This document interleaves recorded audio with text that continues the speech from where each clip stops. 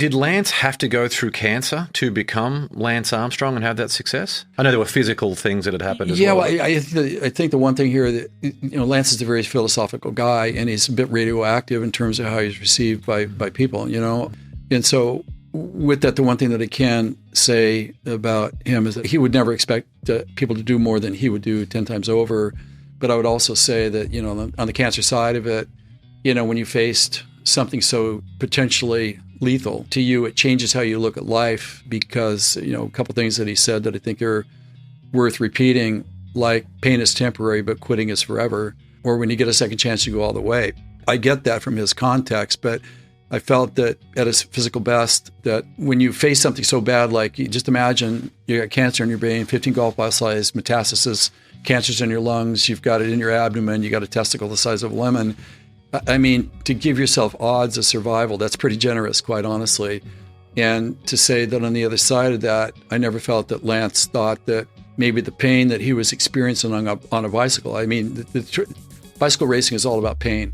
It's how much pain can you endure, how long. I mean, that's really what it's about. But I feel like most of us as humans, we will barter with ourselves on how much effort we'll put for what the perceived return gain might be.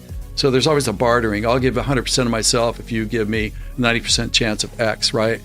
But I don't think Lance ever looked at it like that because he looked at, in my opinion, he looked at pain not as the adversary or the foe, but as a reminder that he was still alive.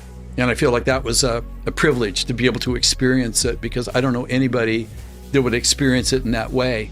So in a certain sense, like every breath after the recovery from a very difficult prognosis that was generous at best, it changes how you look at life in a very permanent way that you can't understand unless you've lived that type of experience.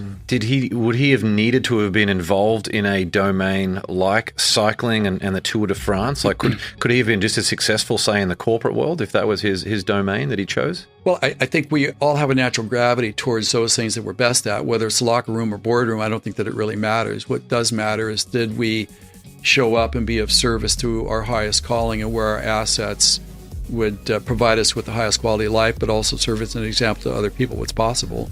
So, knowing Lance and his competitiveness, his physical assets, all the things, it seemed like a very logical thing, and I think the results proved to be the case, and I don't think any of us should swim upstream and do something that we're not particularly adept at or we don't have a passion for.